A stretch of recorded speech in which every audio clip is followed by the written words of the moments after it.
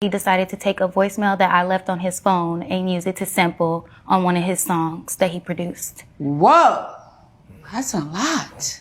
He's your boyfriend. Ex-boyfriend for over a year. With the emphasis on ex.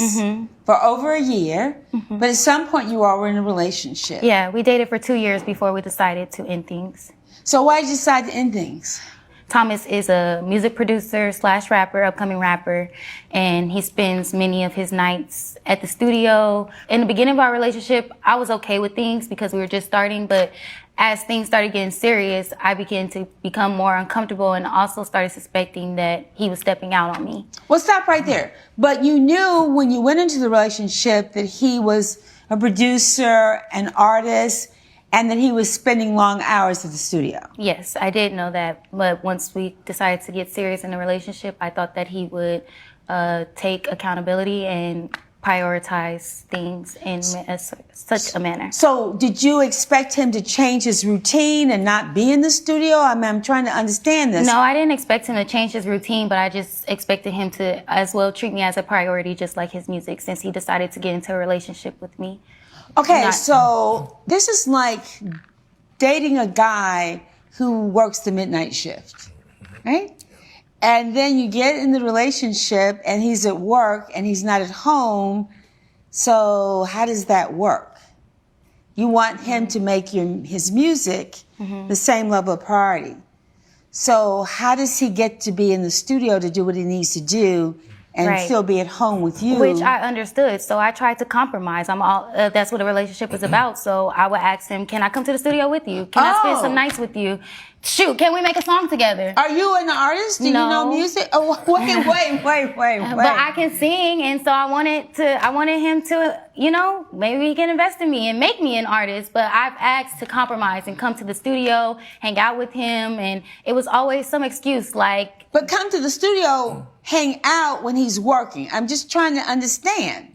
I was trying to compromise. I don't have to really be hanging out, but just being in his presence is enough for me. He was just never around. He's always busy. It's not just the studio at night, throughout the day. I don't have any time with him either. So it's like, there's no time anywhere. Was there ever a time when he had time for you? Yeah, at the beginning. At the beginning? Yeah. Then it just kind of started. And that's why I said I suspect that he was messing around on me, because it's like, it's not only the night times that you're disappearing. Oh, okay. So Thomas, what's going on? She's saying that you're not there. She never gets to spend time with you anymore, that she suspected that you were stepping out on her. What's going on?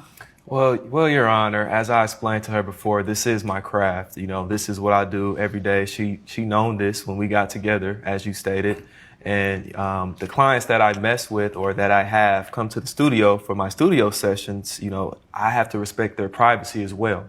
I don't want to have, my relationship at the studio while they're trying to record, because this is their personal time. This is their money they're paying me to record their personal tracks. So I explained that to her, and it was still insecurities that I had to deal with. It was still just a lot of different things. And then that led back to the point where one night I left the studio and I was coming home. Well, I was going to her house because we don't live together. I was going to her house. Basically, it was one night I was coming home from the studio and I went to her drive-through and I saw that it was a Camaro there.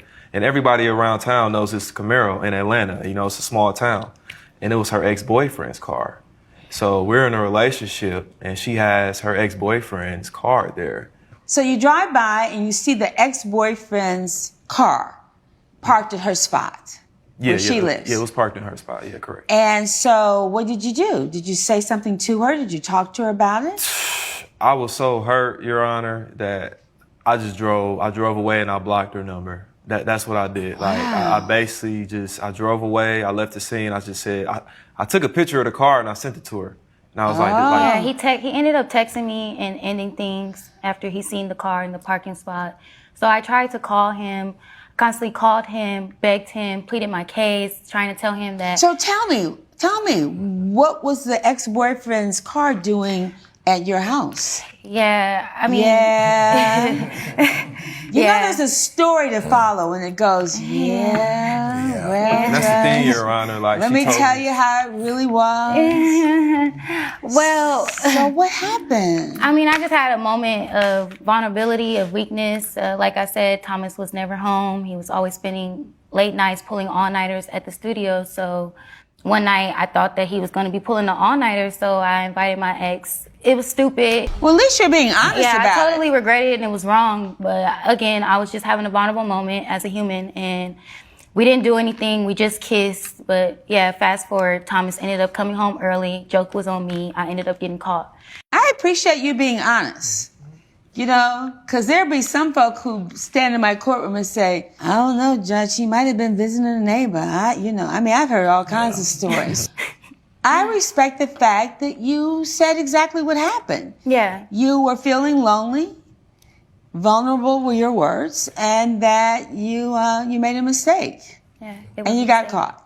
And I did.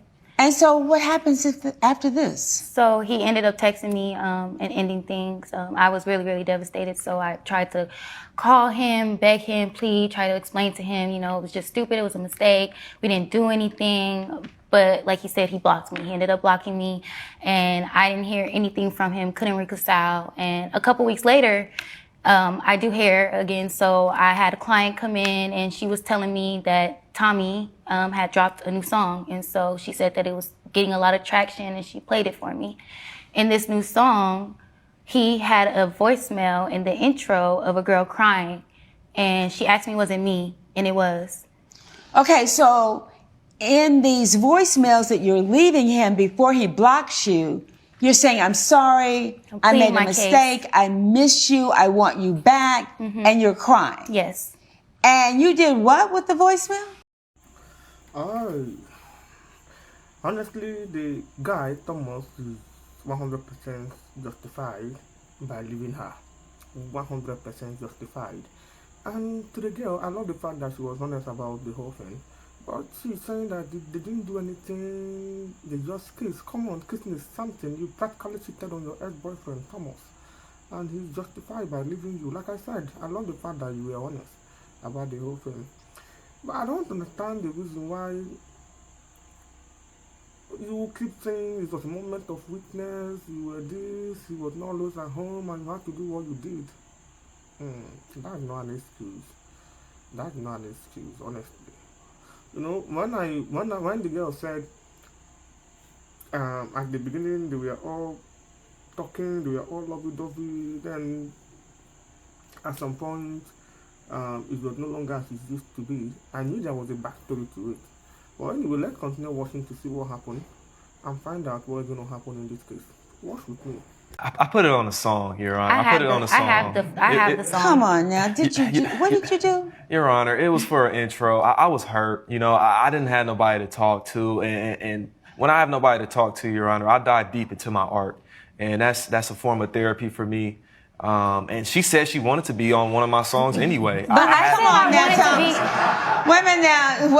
wait a minute. Now, when she said that she wanted to be on one of your songs, you know good and dang on well that she did not mean that she wanted to be on a song where she is pouring her heart out to you crying. It's art, Your Honor. It's not art. That is I wanted to be on the song in the studio. She is in pain. She is begging for your forgiveness. She wants to be back with you. She is sobbing, crying, all of that. Well, Your Honor, now, how is that art? I'm hurt. Explain that to me. I got cheated on, and I'm getting sued, Your Honor. I mean, I'm hurt as well. And I just used it. I mean, the song, it's a great song, right? And everybody knew who that was because we just broke up. If you put 2 and 2 together, it equals 4 every time. So did you confront him? I mean, he's blocked you. How do you communicate with him about this? Exactly. So after the client brought it up to me, I tried to reach out to him. But like you said, he blocked me. So I had no way of contact, no access to him. So fast forward, even more of my clients of mine were coming to me, telling me, sending me DMs like, oh, is this you on this intro? And just all these things that I was just so embarrassed and so hurt, so humiliated that I ultimately had to cancel all my appointments. What do you mean you had to cancel all your appointments? I canceled all my hair appointments for the whole summer because the song was doing too good in numbers, and it was too much. It was so embarrassing, and everybody was looking at me like, why you crying? What do you mean why I'm crying? Like, and it's the song. Like, so wait a minute, you're a hairstylist. You cleared your book for how long? For 3 months. For 3 months. So how did you live for 3 months? Yeah, it was pretty hard. I had to penny pinch from my savings cards, and I'm a bit backed up in debt now because of that, and that's why I'm here today, because I didn't send that voicemail for him to use it in a song to mock my hurt. It was private and it was vulnerable, and I was really trying to reconcile what we once had, and because of that, I had to be out of work for 3 months and lose almost $15,000. All right, Thomas, talk to me. How do you, in any reasonable world, justify this behavior? She was the one that canceled her bookings. Nobody put a gun to her head and told her to clear her book. I mean, that's her job. That's her craft, just like I have my craft, right? So, I mean, I feel like that's on her. Even if you didn't want to be back with her, why would you take such a vulnerable piece of her message and put it out to the world? How well did the track do?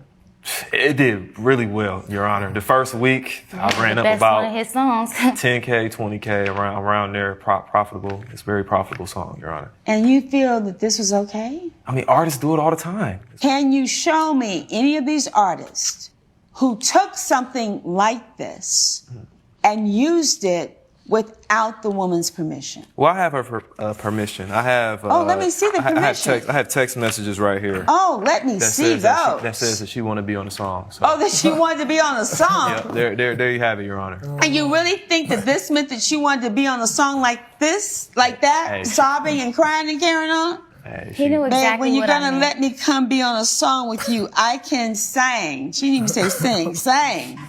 Okay, baby, I got you. I think that meant that she wanted to sing on some track that you were doing. Not have a vulnerable private voicemail on your track. How much money have you made? $50,000.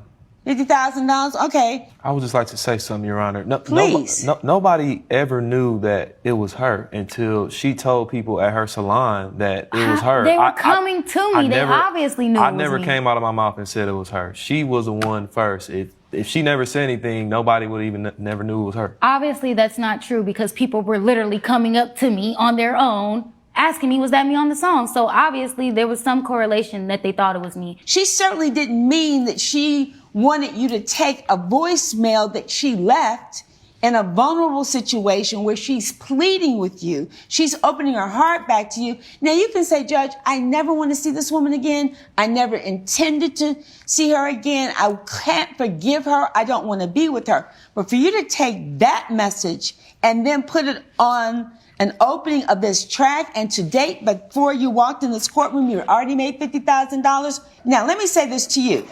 I don't know that you really ought to get the full $15,000, because for you to crawl up and shut yourself off from the world and clear your book for 3 months makes no sense to me. Makes no sense to me, because that is your livelihood.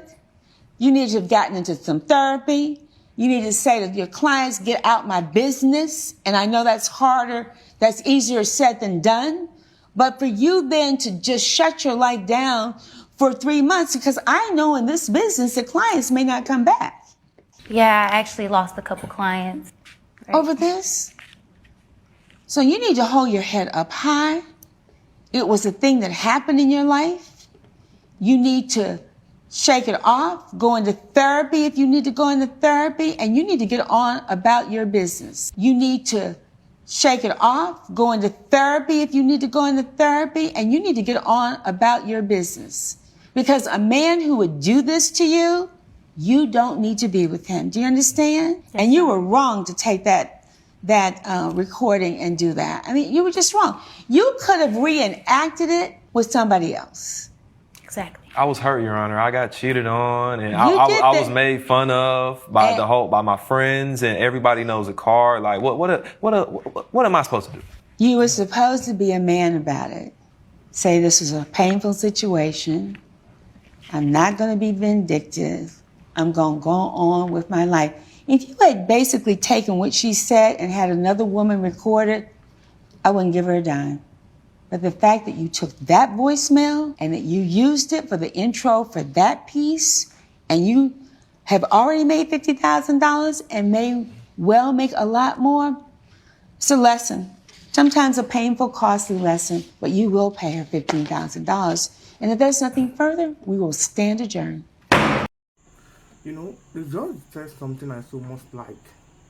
Let me use the word I so much love. She said, a man who will do this to you, you don't need to be with such man. And that is nothing but the truth. And the lady is not even, the plaintiff is not even suing the man for copyright infringement. Because this is copyright infringement. Yes, the voicemail has entered in the man's mail, but it's her voice, it's her property. If the woman or the plaintiff decide to sue you way more than what she sued you for, I think she would have won the case because it's her property and it's copyright. She didn't give you permission to use it. So it's copyright infringement.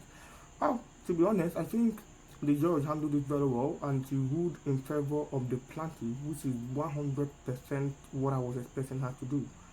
$15,000 out of $50,000. And we know that she is going to make much more than that from this music or from this voice note, from this voicemail rather. The judge did very well. She did very, very well, and I'm going to give it to her, honestly. But tell me what you think about this particular case in the comment section. I want to hear what you think about this particular case in the comment section. Share your thoughts with me below. Peace.